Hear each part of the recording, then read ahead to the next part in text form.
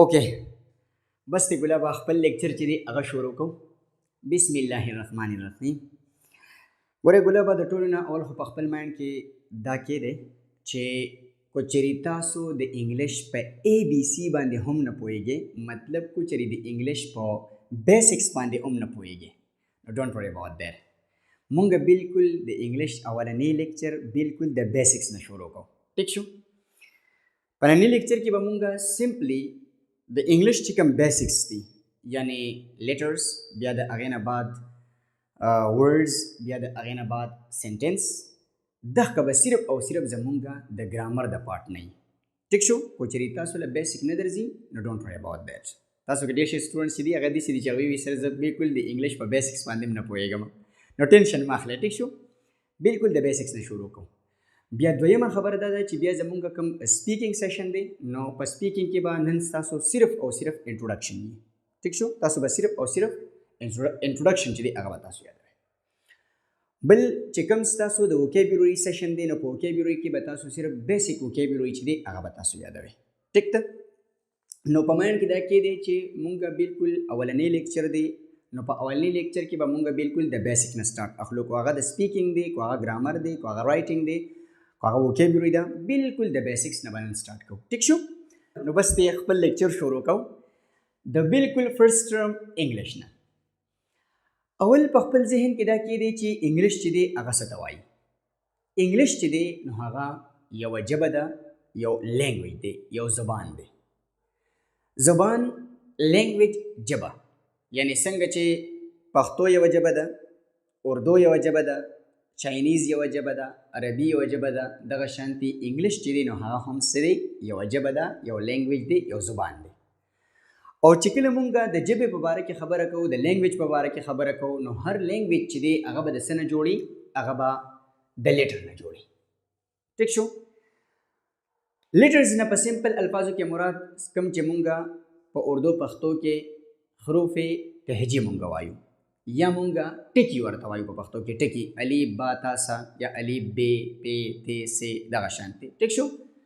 د انګلیش هم دغه شانتي لیټرز دي، او د انګلیش لیټرز څه دي؟ هغه دي اے بی سی، دغه شانتي در زیډه پورې. د ا نه واخله در زیډه پورې یا در زی پورې، دا د انګلیش لیټرز دي، او دا ټوټل څه دي؟ دا دي 26. دا 26 لیټرز چې دي د انګلیش ته، دا د یو بل سره په ارګنایزډ وی باندې، په ارګنایزډ فارم کې دا راجمع کیږي، او دوی څه چل کی؟ دوی دا لینګویج چې دی دا جوړي، دا ژبه جوړي. نو که ستاسو نه څوک تپوس وکړي چې انګلیش لینګویج چې دی د هغې لیټرز څه دي، نو هغه دا دي. یعنی دغه د انګلیش چې کوم لیټرز دي، د انګلیش دې ته سمبلز هم ویل کیږي، نو دغه د انګلیش دا لیټرز، د انګلیش دا سمبلز چې کوم دي، دا د ا نه واخله در زیډ پورې دي یا در زی پورې دي، او دوی راجمع کیږي، دوی بیا دا لینګویج چې دی دا جوړي. کلیر شو؟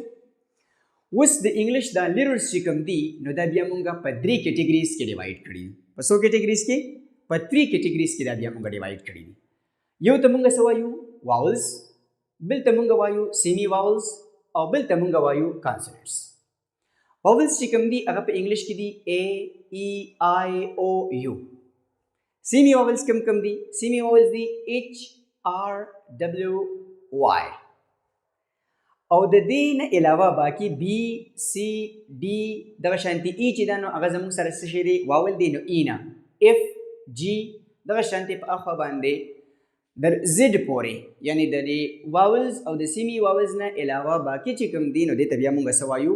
کانسوننټس ورته وایو. په دې باندې بیا په ډیټیل سره یو لیکچر به زه دا کوم چې په واولز په کانسوننټس کې څه فرق دی، بیا دغه شانتي په واولز او په سیمی واولز کې څه فرق دی، تاسو به په دې باندې بیا په ډیټیل سره پوهه کوم.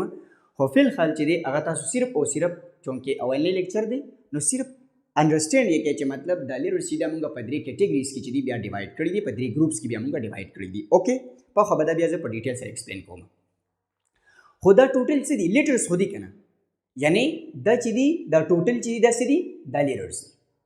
او دا لیټرز چې کوم دي دوی بیا راجمع شي، نو دوی بیا څه جوړي؟ دوی بیا ورډز جوړي. یعنی دا اے بی سی در زیډ پورې چې کوم دي دا لیټرز راجمع شي، او دوی څه جوړي؟ دوی بیا ورډز جوړي، الفاظ جوړي. بیا دغه ورډز چې کوم دي دوی راجمع شي، نو دوی بیا څه جوړي؟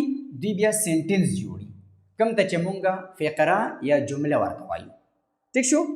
بیا الفاظ را جمع شي نو الفاظ بیا څه کی؟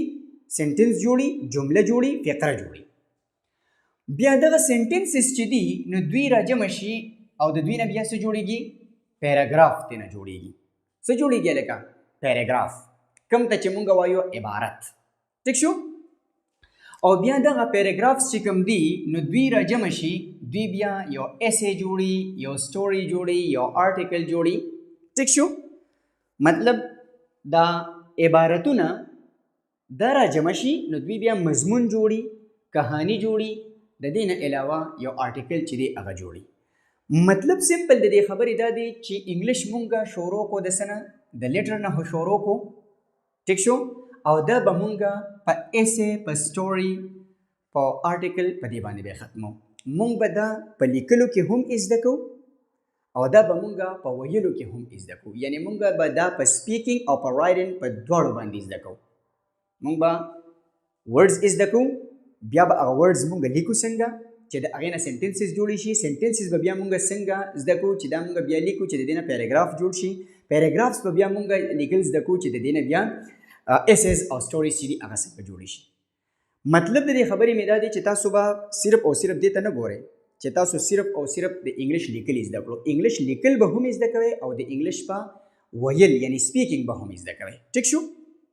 د لیټرز نه مونږ نن شروع کړه او دا به شانتې ګریجولي به بیا مونږ راځو در ایسے تر لیکلو پورې. اوکې، لیټرز چې دي هغه تاسو انډرسټینډ کو چې لیټرز چې دي هغه څه ته وایي. اوس مونږ راځو ورډ انډرسټینډ کو چې ورډ چې دی هغه څه ته وایي یا ورډز چې دي هغه څه ته وایي. ګورې ګلابه کو چېرې تاسو دې خوا وګورئ که نه نو ما تاسو ته یوه خاکه چې ده هغه درکړې ده، یو آوټلاین مې درکړی دی چې لیټرز چې دي هغه راجمع شي نو د هغې نه څه جوړېږي؟ ورډ جوړېږي. ټیک شو؟ خو ډیفینیشن ولا کوو چې تاسو پرې صحیح پوه شئ. We a group of letters that gives meaning and can be pronounced. د الفاظو هغه مجموعه، د لیټرز هغه مجموعه چې هغه مونږ له معنی راکړي او مونږ یې پرونانس کولی شو، ادا کولی شو، ویلی شو، نو هغې ته به مونږ څه وایو؟ ورډ به ورته وایو. دې خو غوږ کې دی. اولنۍ خبره څه ده؟ a group of letters چې هغه به سي د لیټرز مجموعه وي. ټیک شو؟ دویمه خبره that gives meaning هغه به مونږ له معنی راکړي، meaning به راکړي. او دریمه خبره can be pronounced مونږ به یې پرونانس کولی شو، مونږ به ادا کولی شو، مونږ به ویلی شو، نو هغه به سي هغه به ورډ. سمپل الفاظ د لیټرز هغه مجموعه چې هغه مونږ له معنی راکړي او مونږ یې ویلی شو، مونږ یې ادا کولی شو، هغې ته به مونږ څه وایو؟ ورډ به ورته وایو. ټیک شو؟ فار ایگزامپل پن، نو وګورئ ورته پی یو لیټر دی، ای بل لیټر دی او ان چې دی هغه بل لیټر دی. یعنی 3 لیټرز چې دي هغه راجمع شوي دي. یو خبره شوه. بله خبره دا مونږ له معنی هم راکړي او بله خبره دا ده چې مونږ یې ادا کولی هم شو، نو دا زمونږ سره څه شی شو؟ ورډ. ښه، بی او او کې 4 لیټرز راجمع شوي دي، 4 لیټرز. یوه خبره شوه بک، مینینګ هم مونږ له راکړي کتاب ته وایي او مونږ یې ادا کولی هم شو، مونږ یې پرونانس کولی هم شو، مونږ یې ویلی هم شو، بک. نو څه شی شو؟ ورډ. دغه شانتې سکول SCHOOL 6 لیټرز چې دي هغه راجمع شوي دي، مونږ له مینینګ راکړي او مونږ یې ویلی شو، مونږ یې پرونانس کولی شو، نو دا هم څه شی شو؟ ورډ شو. سمپل خبره دا ده چې a group of letters that gives meaning and can be pronounced is called word. نو دا ټول په دغه ډیفینیشن باندې پوره راځي. خو په خپل مایند کې دا خبره کېده ګلابه چې A I او O دا داسې 3 لیټرز دي چې که دوی چرې په سنټنس کې یوازې رالو نو دوی به جدا مینینګ ورکړي او دوی به جدا ورډز کنسیډر کیږي. پوه شوې په دې خبره باندې؟ لکه د مثال په طور باندې I am a teacher. I am a teacher. په دې ځای کې کوچري تاسو وګورئ نو I چې دا ګروپ اف لیټر نه دی یک یوازې راغلی دی دغه شانتې A چې دا نو هغه هم ګروپ اف لیټرز چې دی هغه نه دی دوی په سنټنس کې یوازې راغلي دي لیټرز خو دوی څه چل کی دوی جدا مینینګ موږ لره کی او موږ یې جدا پروننس کو I جدا راغلی دی او ما جدا پروننس کو دغه شانتې am a یا a نو I am a teacher په دې ځای کې دا I او دا a دا جدا راغلی دي یوازې راغلی دي او جدا پروننس کیږي جدا مینینګ ورکی نو په دې وجه باندې دا دواړه چې دي نو دا جدا ورډز کنسیډر کیږي کلیر دی خو په دې ځای کې کوچري تاسو وګورئ په ټیچر کې ا راغلی ده خو دا ا چې کومه ده نو دا یوازې ورډ نه دی په دې ځای کې دا د دې ورډ یو لیټر دی ټیک شو یوازې چې کله دوی راشي او موږ یوازې پروننس کوو یوازې مینینګ ورکي نو دغه ته به بیا موږ وایو چې دا لیټرز چې دي دا هم یوازې ورډ کنسیډر کیږي کلیر شو دغه شانتې او چې ده او پیپل A logo تاسو به په قرآن مجید کې چېرته ټرانسلیشن چې دا کوئ نو او پیپل A logo او مسلمز A مسلمانو دغه شانتې او الله A الله ټیک شو نو دغه شانتې A I O دا چې کله په سنټنس کې یوازې راشي یوازې مینینګ ورکي یوازې موږ پروننس کوو نو دا به جدا ورډز کنسیډر کیږي ټیک شو دا پوینټ ځان سره نوٹ کړئ اوس موږ راځو چې سنټنس چې دی هغه څه ته وایي ټیک شو سنټنس خو بالکل اوس سمپل شو د سنټنس لپاره هم تاسو ته ما دلته کې آوټلاین چې دی هغه درکړی دی چې ګوره ورډ سنټنس یعنی چې ورډز را جمع شي نو هغه بیا څه کی سنټنس به جوړي ټیک شو a group of words that gives complete meaning اول خبره څه ده چې a group of words یو خبره شو that gives complete meaning چې هغه به پورا معنی راکړي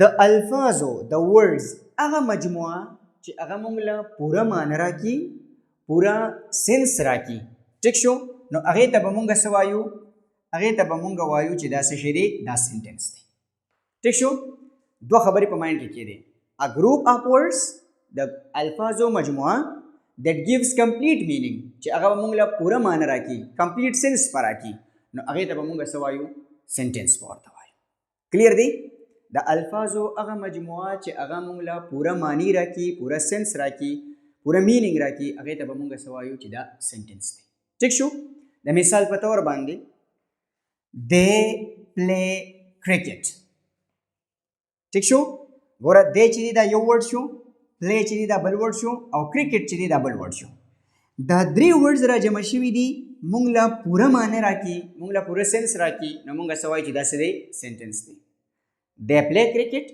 هغوی کرکٹ کی وہ کرکٹ کھیلتے ہیں ٹھیک شو دغه شانتې she goes to school 1 2 3 4 4 words را جمع شوي دي موږ له پوره معنی راکړي نو څه شی شو سنټنس شو کلیر دی اوس په مایند کې یو خبره کېدی ګلابه چې سنټنس چې کله شروع کېږي هغه به د کیپیټل لیټر نه به شروع کېږي او سنټنس چې ختمیږي نو هغه به یا په فل سټاپ باندې ختمیږي یا به په ساین اف انټروګیشن یعنی په کوېسچن مارک باندې به ختمیږي او کله ناکله سنټنس چې کوم دی هغه په ساین اف ایکسکلیمیشن چې دی په هغې باندې هم ختمیږي ټیک شو د دې نه علاوه چې باقي کوم پنکچویشن مارکس راځي نو هغه به د سنټنس یو پارټ د بل یو پارټ نه جدا کړي خو سنټنس به پرې ختمیږي نه ټیک شو ګلابه دا په مایند کې کېدی یعنی سنټنس چې دی هغه به د کیپیټل لیټر نه شروع کېږي او په دې ساینس باندې چې دی هغې باندې به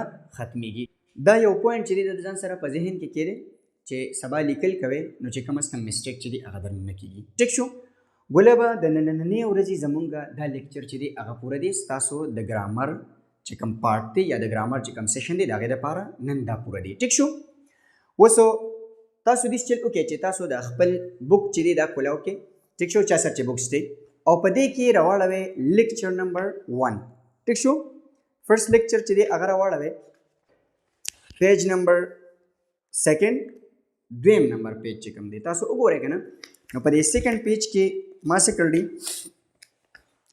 ما تاسو ته بالکل ایکسپلین کړی دی اول وګورئ what is English نو د انګلیش ډیفینیشن بیا د هغې نه بعد انګلیش کې چې کوم لیررز دي نو هغه تاسو ته وګورئ د نورو لینګویجز هغه لیررز مې پکې لیکل دي بیا د هغې نه بعد انګلیش لیررز چې کوم مونږ ډیوایډ کړي دي په واول سیمی واول او کانسوننټ کې هغه د هغې نه بعد یعنې دا نننی چې ما کوم لیکچر وکړو که نه نو هغه روغ لیکچر چې دی هغه په لیکچر نمبر 1 پیج نمبر 2 په دې باندې تاسو ته اویلیبل دی نو تاسو د لیکلو هم ضرورت نشته ټیک شو دا به تاسو وګورئ اوس ځان به پوه کې کو تاسو په مایند کې څه کوېسچن بیا به زمانه تاسو وکړئ ټیک شو د دې نه بعد چې کوم دی نو هغه زمونږ د سپیکینګ دپاره چې کوم ټاسک دی نو تاسو نننۍ ورځې چې تاسو د سپیکینګ کوم ټاسک دی هغه صرف او صرف انټروډکشن دی تاسو به نن نور څه نه یادوئ تاسو به صرف او صرف خپل انټروډکشن چې دی هغه یاد کړئ ټیک شو انټروډکشن تاسو 1 by 1 چې دی هغه زه تاسو به راځئ دلته او تاسو به خپل انټروډکشن چې دی هغه کوئ اول پې تاسو پوه کوم